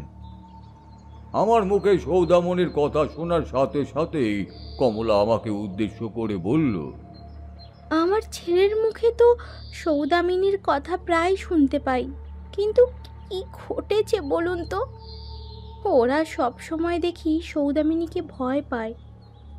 সৌদামিনী আসলে এখানে থাকতো না। ওরাই 2 বছর হলো এই গ্রামে এসেছে। আগে ওরা অন্য কোনো জায়গায় থাকতো হয়তো। আমি সৌদামিনীকে 2 বছর ধরেই চিনি। আমাদের মধ্যে বেশ ভালোই সখ্যতা রয়েছে, কিন্তু সৌদামিনী যে কি হয়েছে কিছুই বুঝতে পারছি না। সকলেই বলছে নাকি অদ্ভুত আচরণ করছে। তার এই আচরণ নাকি স্বাভাবিক নয়। আবার অনেকে এই কথাও বলছে নাকি সৌদামিনী মানুষ নয়, তার মধ্যে নাকি আত্মা ভর করেছে। আর সে কোনো এক আত্মা নয়, একাধিক আত্মা নাকি ভর করেছে। এই যে বাচ্চাদের খেলতে দেখছেন, এখানে প্রায়শই নাকি অদ্ভুত আচরণ ঘটে। ওরা নাকি সৌদামিনীকে দেখে, আবার সে নাকি ওদের চোখের সামনে থেকে হঠাৎ করে গায়েব হয়ে যায়। আপনি বলুন, দিন দুপুরে এইসব কথা কি বিশ্বাস করা যায়? বাচ্চারা কি দেখতে কি বলে, কোনটা ঠিক আছে নাকি? তাই আমি ভোলাকে সবসময় একটা কথা বলতাম যে সৌদামিনী একজন ভালো মানুষ, তার সম্পর্কে এমন কথা না বলতে। কিন্তু আজকে হঠাৎ কি হলো বলুন তো? আমার ছেলেটাকে ওই রকমভাবে মাটিতে পড়ে কাতরাতে দেখে আমি দৌড়ে ছুটে এলাম। কি ঘটেছে এখানে? কমলার আত্মবিশ্বাসকে আমি সেই মুহূর্তে ভাঙতে চাইলাম না। এই বিষয়টিকে আরো ভালোভাবে জানবার জন্য আমার কমলার সাহায্য প্রার্থনার প্রয়োজন ছিল। আমি সেই কারণে তাকে উদ্দেশ্য করে বললাম, ঠিক আছে, আপনি আপনার তরফ থেকে যেটুকু চেষ্টা করবার আপনি তা করেছেন, তবে আপনাকে আমার একটা সাহায্য করতে হবে। কমলা সাথে সাথেই রাজি হয়ে গেল। আমি তাকে উদ্দেশ্য করে বললাম, আমি সৌদামণির বাড়িতেই এসে উঠেছি। বিনয়বাবুর সাথে আমার বেশ ভালোই সক্ষমতা রয়েছে, আমরা দুই বন্ধু বলতে পারেন। তাই এখানে কয়েকদিনের জন্য ঘুরতে এসেছি, মানে কাজের ফাঁকে গ্রামটা পরিদর্শন করতে এসেছি, এই আর কি। একটা অনুরোধ ছিল, আমি তো সবসময় বাড়িতে থাকতে পারি না, বুঝতেই পারেন আমি সাধক মানুষ, রাত বিরেতে এদিকে ওদিকে ঘুরে বেড়াই, মাঝে মাঝে শ্মশানেও যেতে হয় আমাকে। কিছুই না, ঘাবড়ে যাওয়ার তেমন কোনো বিষয় নেই, আসলে সাধনার কাজ তো শ্মশানেই হয়, তাই না? আপনাকে কয়েকটা রাত সৌদামণির সাথে কাটাতে হবে, কারণ সে তো একাই থাকে, তার শারীরিক অবস্থা খুব একটা ভালো নয়। এদিকে তার স্বামী তাকে নিয়ে নাজেহাল হয়ে পড়েছেন, অন্যদিকে আমি আবার থেকেও রাতের বেলা কোনোভাবেই তাকে পাহারা দিতে পারবো না। দিনের বেলাটা যে করে হোক তার সুরক্ষার কথা চিন্তা করতে পারলেও রাতের বেলা আমাকে নিজের কাজে বাড়ির বাইরেই থাকতে হবে। তাই আপনাকে বলছিলাম যে আপনি যদি কয়েকটা দিন ভোলাকে সাথে নিয়ে সৌদামণির ঘরে কাটাতে পারেন তাহলে ভালো হতো বই কি। সে একটা সঙ্গীও পেয়ে যেত, আর আপনার একাকিত্বটাও কেটে যেতে পারত। আমার কথা শেষ হবার সাথে সাথেই দেখলাম ভোলা চোখ খুলে তাকিয়েছে। মনে হলো যেন সে আমার কথাগুলো শুনতে পেয়েছে। তার ঠোঁট দুটো ইশারায় ঠক ঠক করে কাঁপতে শুরু করলো। বুঝতে পারলাম সে আর আগের অবস্থায় নেই। যেখানে বাঘের ভয় সেখানেই সন্ধে হয়। কোথায় সে সৌদামণির থেকে দূরে পালানোর সিদ্ধান্ত নিয়েছে, সেখানে আমি তাকে আবার তার ঘরেই প্রবেশ করাতে চাইছিলাম। তবে আমি অনেক কথা বোঝানোর পরে ভোলা শেষ পর্যন্ত রাজি হয়ে গেল। আমি বিকেলের মধ্যেই বাড়ি ফিরে বিনয়বাবুকে সবটা জানালাম। কমলার ভোলার বিষয়ে বিনয়বাবুকে আলাদা করে কিছু বলার প্রয়োজন হলো না। ভালো মানুষদেরকে কতটুকুই বা সন্দেহের চোখে দেখা যায়। তবে বিনয়বাবু আমাকে উদ্দেশ্য করে বললেন, আপনি তো না হয় ওদের দুজনকে এখানে নিয়ে আসছেন, কিন্তু যদি ওদের কোনো রকম বিপদ ঘটে সেই বিষয় কি আদৌ ভেবে দেখেছেন? ওরা বিপদে পড়লে কিংবা কোনো কারণে যদি ওদের প্রাণহানি ঘটে, তখন কি কোনোভাবে আপনি বা আমি ওদের রক্ষা করতে পারবো? আমি বিনয়বাবুকে উদ্দেশ্য করে বললাম, আমি সেই সুযোগ আসতে দেব না। আমি ওই ঘরের মধ্যে না থাকলেও আমি সারা রাত জেগে ঘরের বাইরে দাঁড়িয়ে পাহারা দেব। আসলে আমি গোটা পরিস্থিতিটা ভালো করে লক্ষ্য করতে চাইছি। আজকে সকালবেলা যা ঘটেছে তাতে করে মনে হলো এই গ্রামের মধ্যে যদি সৌদামণি কাউকে নিজের করতে চায় তা হলো ওই ছেলে ভোলা। ওই বাচ্চা ছেলেটির প্রতি এমনি এমনি তার আকর্ষণ তৈরি হয়নি। সৌদামণির মধ্যে স্থায়ী প্রেত ওই বাচ্চাটির সাথে কোনো রকমভাবে সংযোগ স্থাপন করতে চাইছে। বলতে পারেন ওই বাচ্চাটাকে মুহুরি বানিয়েই হয়তো নিজের কার্যসিদ্ধি করতে চাইছে। এই বিষয়টা ততটাই ভয়ঙ্কর যতটা আপনি কল্পনাও করতে পারেন না। কল্পনার অতীত যা কিছু তাকে বাস্তবের মাটিতে নিয়ে আসতে গেলে অনেক সময় ভয়ের মুখোমুখি হতে হয়। আর ধরেই নিই না আমি সেই কারণেই ভোলা এবং কমলাকে সৌদামণির ঘরে প্রবেশ করাচ্ছি। বিনয়বাবু আর কোনো কথা বাড়ালেন না। সেদিন রাত হয়ে গিয়েছিল। নির্দিষ্ট সময়ের মধ্যেই ভোলা এবং কমলা বিনয়বাবুর বাসায় এসে উপস্থিত হলেন। রাতের খাওয়া দাওয়া সেরে কমলা ভোলাকে সাথে নিয়ে সৌদামণির ঘরে প্রবেশ করল। আমিও সেদিন ঘরের কোনায় একটা নিরাপদ জায়গা দেখে চাদর মুড়ি দিয়ে বসে রইলাম। আর অপেক্ষা করতে লাগলাম ভয়ানক কিছু অভিজ্ঞতা অর্জনের। রাত বেশ ঘন হয়ে গেল, এমন সময় দেখলাম ভোলা তার মাকে উদ্দেশ্য করে বলছে, মা, ও মা। কমলা উত্তেজিত হয়ে ভোলাকে উদ্দেশ্য করে বলল, কি হয়েছেটা কি? রাতের বেলায় এমন করে ডাকছিস কেন? সারাদিন অনেক খাটাখাটানি গেছে বুঝলি। তোদের মতো উড়নচণ্ডী হয়ে খেলাধুলা করে বেড়ালেই তো আমার চলবে না। আমাকে অনেক কাজ করতে হয়, এটা ভুলে যেও না। তাই চুপচাপ ঘুমিয়ে পড়ো। ভোলা পুনরায় কুঁকিয়ে উঠে তার মাকে উদ্দেশ্য করে বলল, মা, ওদিকে দেখো, সৌদামিনী কাকিমা কেমন মাথা থেকে পা পর্যন্ত সাদা চাদর মুড়ি দিয়ে খাটের ওপরে শুয়ে রয়েছে। ওই রকমভাবে আবার কেউ শুয়ে থাকে নাকি? মনে হচ্ছে যেন একটা ভূত শুয়ে রয়েছে। আমার এখানে থাকতে ভীষণ ভয় করছে মা। আমি এখানে আর থাকতে পারবো না। আমাকে এখান থেকে অন্য কোথাও নিয়ে চলো মা। কমলা রেগে গিয়ে ভোলাকে উদ্দেশ্য করে বলল, একদম চুপ করে থাকবি, কোনো কথা বলবি না। জানিস না সৌদামিনী অসুস্থ, ওর একটা মারাত্মক কঠিন রোগ হয়েছে। আর বাইরে বৃষ্টি পড়ছে, ঠান্ডা ঠান্ডা ভাবও আছে। অসুস্থ রুগী তাই হয়তো চাদর মুড়ি দিয়ে শুয়ে রয়েছে। এর মধ্যে এত ভয় পাওয়ার কি আছে রে? ও কি ভূত নাকি? আশ্চর্য একবারে। কথাগুলি শেষ করেই কমলা উপাস ফিরে শুয়ে পড়ল। আমি কেবল সঠিক সময়টার অপেক্ষা করতে লাগলাম। বারবার মনে হচ্ছিল কিছু একটা ঘটবে। এই রাতের অন্ধকার এমন কিছুর বার্তা বয়ে নিয়ে আসবে যা হয়তো কল্পনার অতীত। ভাবতে ভাবতেই এমনটা ঘটল। আমি ঠায় চোখ চেয়ে সৌদামনির দিকেই তাকিয়েছিলাম। রাত আরো ঘন হলো। এমন সময় সজোরে বিদ্যুৎ চমকে উঠল। এরপরে যা দেখলাম সে কথা শুনলে তোমাদের শির দাঁড়াবে, একেবারে হিমেল রক্তের স্রোত বয়ে যাবে বিভূতি। তারানাথ এখানেই থামলেন। তার মুখে এই কথা শুনে আমিও বেশ চমকে উঠে তার দিকে তাকালাম। এরপরে তাকে উদ্দেশ্য করে জিজ্ঞাসা করলাম, মানে কি? আপনি ঠিক কি দেখেছিলেন ঠাকুরমশাই?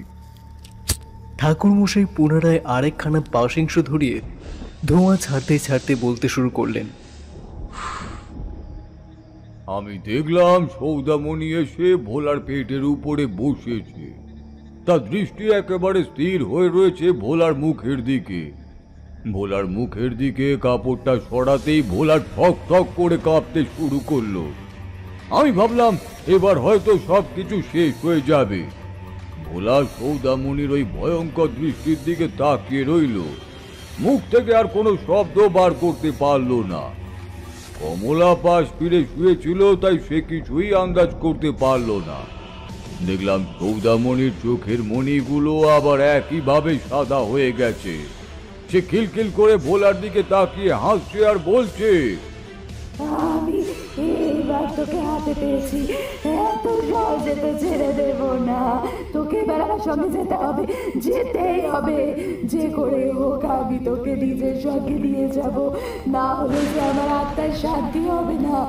এতকাল ধরে অপেক্ষা করছি। আর একটা শরীর খোঁজার, সেটা সৌদামিনীর শরীর নয়। ওর শরীরটাকে আমি আস্তানা বানিয়েছি কেবল এই গ্রামে প্রবেশ করার জন্য। আমার প্রয়োজন ছিল এমন এক আত্মার যে অনেক কাল পর্যন্ত আমার এই অস্তিত্বকে রক্ষা করতে পারবে। আমার বলিদান যে একেবারে বৃথা যেতে দেব না আমি। সৌদামণির ওই ভয়ঙ্কর দৃষ্টির দিকে তাকিয়ে চিৎকার করে উঠল ভোলা।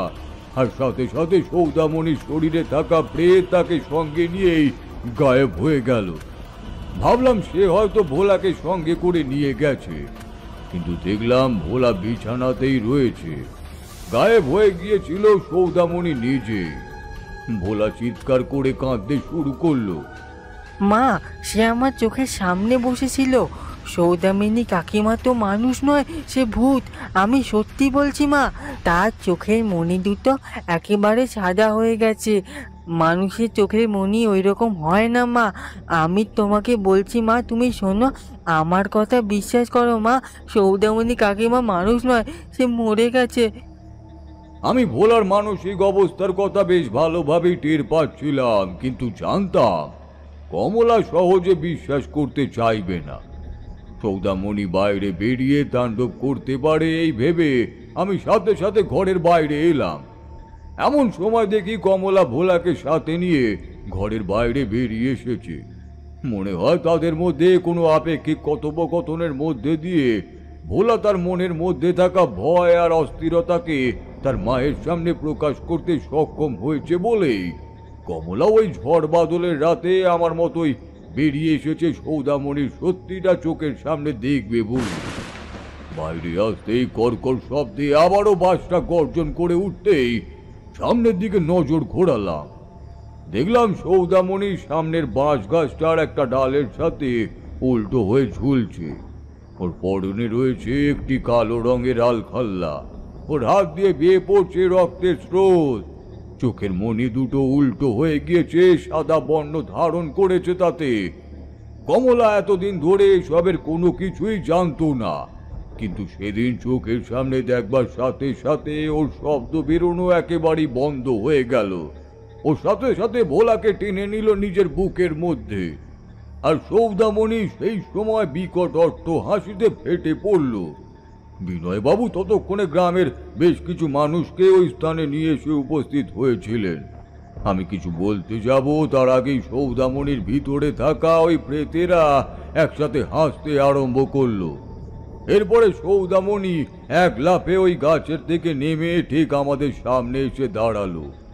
আর ওর শরীর থেকে একে একে বেরিয়ে আসতে লাগলো সেই সকল আত্মারা। সৌদামণিকে এরপরে তারা গোল করে ঘুরতে শুরু করলো। সে মাটিতে পড়ে কাতরাতে শুরু করলো। আমি আমার থলের মধ্যে থাকা ভস্ম নিয়ে সেদিকেই ছুড়ে দিতেই সেই সকল প্রেতেদের দল ক্ষণিকের মধ্যেই গায়েব হয়ে গেল। কিন্তু আমি জানতাম এ সামান্য সময়ের ব্যবধান মাত্র, তারা সকলে আবারও ফিরে আসবে। খুব তাড়াতাড়ি ফিরে এসে কবজা করে নেবে সৌদামণির শরীরটাকে। এর ফাঁকে সৌদামণি থেকে জেনে নিতে হবে গোটা ঘটনাটি। আমি তাকে বললাম, কি ঘটেছিল তোমার সাথে আমাদেরকে বলো, তা না হলে অনর্থ হয়ে যাবে। আমি আর কাউকে রক্ষা করতে পারবো না। এই ভোলার জীবনে সংকটে তুমি সত্যিটা আমাদেরকে না জানালে এই মায়ের কোল খালি করে নিয়ে চলে যাবে এই আত্মারা। তুমি তো ভোলাকে ভালোবাসো, তুমি তো ওর কোনো ক্ষতি চাওনি কোনোদিনও। তুমি তো ওকে নিজের সন্তানের নজরেই দেখো। তাহলে দয়া করে এই ব্যাপারটা বলো, কি ঘটেছিল এই কালো অমাবস্যার রাতে? সৌদামণি কাঁদতে শুরু করলো।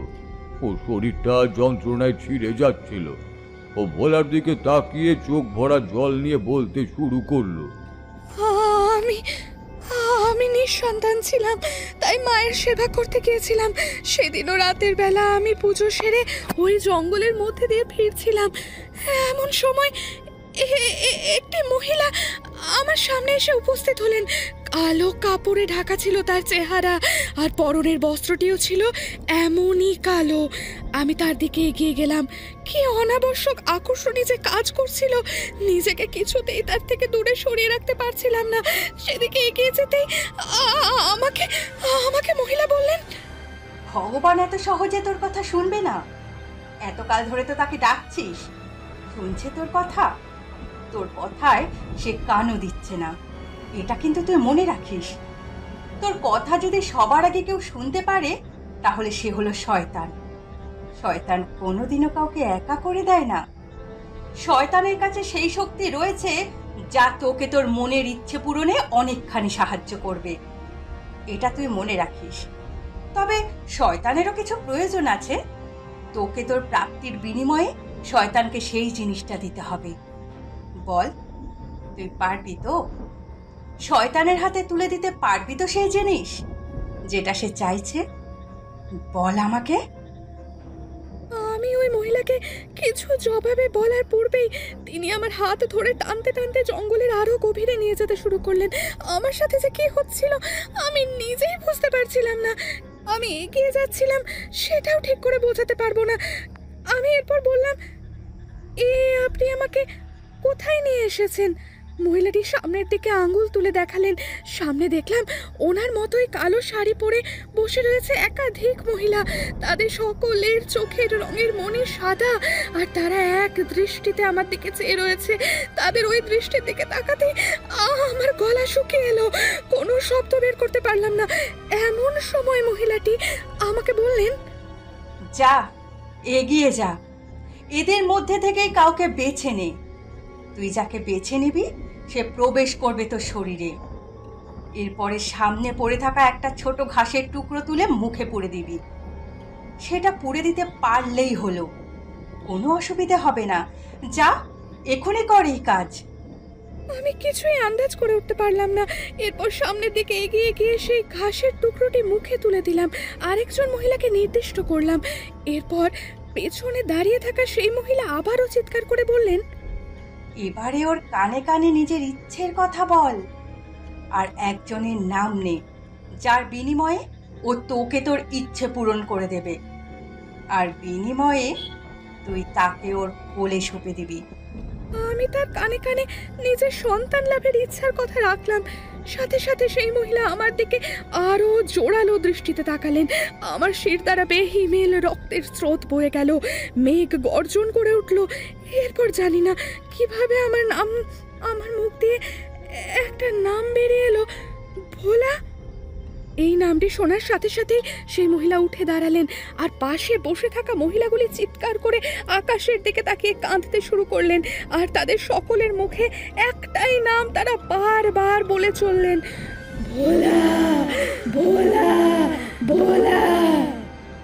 এই শুনতে শুনতে আমার তো জ্ঞান হারানোর মতো অবস্থা হলো। এরপরে সেই কালো শাড়ি পরা মহিলাটি আমার দিকে দ্রুত গতিতে ধেয়ে এসে বেশ কিছুটা ঘাসের টুকরো জমি থেকে ছিঁড়ে নিয়ে জোর করে আমার মুখের মধ্যে ঢুকিয়ে দিলেন। তারপরে আমার চোখের সামনেটা কেমন যেন ঝাপসা হয়ে আসতে শুরু করলো। ব্যাস, আর কিছু মনে নেই। এরপরে যখন চোখ খুললাম দেখলাম জঙ্গলের সীমান্তে একটি ঘাস জমির পাশে পড়ে রয়েছি।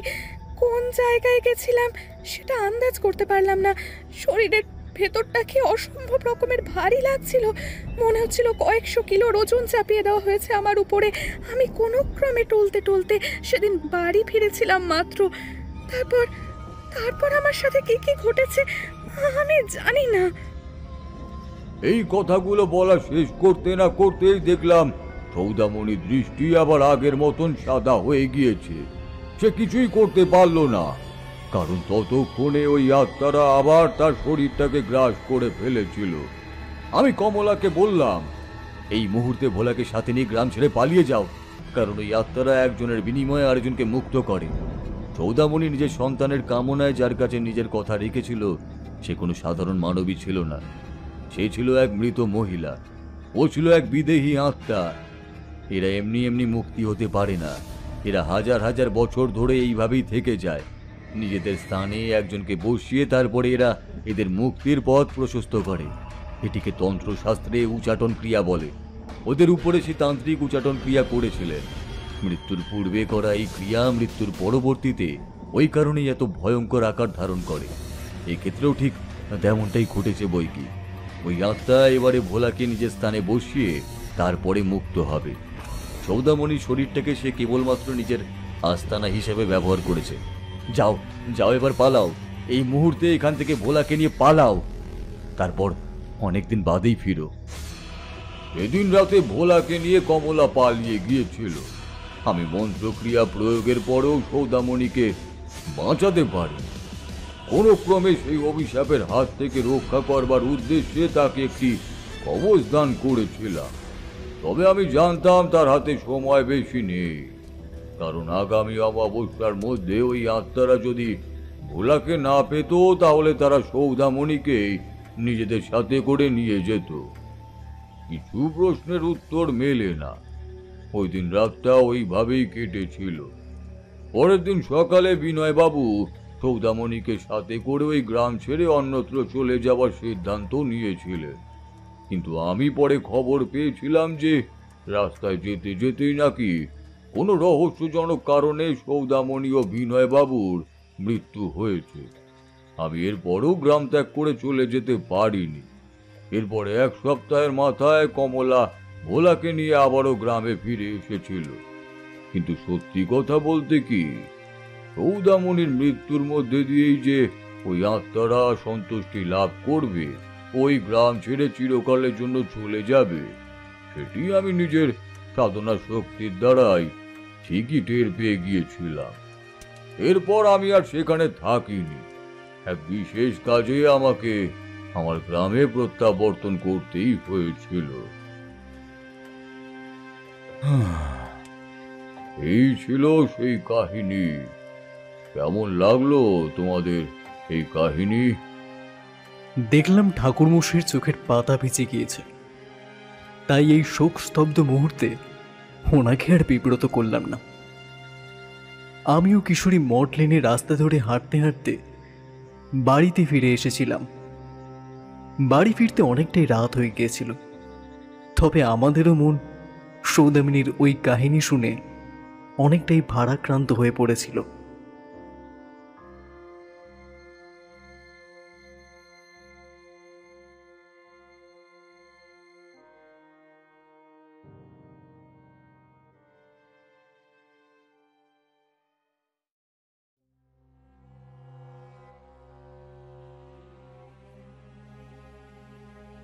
গল্পের সূত্রধার আমি সুস্মিতা, পরিবেশনায় 62 FPS স্টুডিও এবং পোস্টার ডিজাইনে বৃষ্টি। এতক্ষণ শুনছিলেন লেখিকা সঞ্চারী ভট্টাচার্যের কলমে তারানাথ তান্ত্রিকের ফ্যান ফিকশনের গল্প তারানাথ তান্ত্রিক ও প্রেত কাকিনীর আর্তনাদ। তারানাথ তান্ত্রিকের চরিত্রে রয়েছেন বুবাই, বিভূতির চরিত্রে রয়েছেন দীপ্তদীপ, কিশোরীর চরিত্রে রয়েছেন সুদীপ এবং অন্যান্য চরিত্রে রয়েছেন দেবাঞ্জন, অর্পিতা, প্রত্যুষা, পূজা, দুর্বা, অয়ঙ্কিতা এবং দীপায়ন। আশা করছি আমাদের এই ইউনিক পরিবেশনা আপনাদের অনেক ভালো লেগেছে। যদি ভালো লাগে তাহলে অবশ্যই লাইক, কমেন্ট এবং শেয়ার করতে কিন্তু ভুলবেন না। আর যারা নতুন গল্প শুনছেন, please do subscribe and press the bell icon. আজকের মতো ভূত কুঠিরের দরজা এখানে বন্ধ করা হচ্ছে। ফিরে আসবো পরবর্তী গল্পে। ততক্ষণ পর্যন্ত সকলে ভালো থাকবেন এবং সুস্থ থাকবেন। ধন্যবাদ।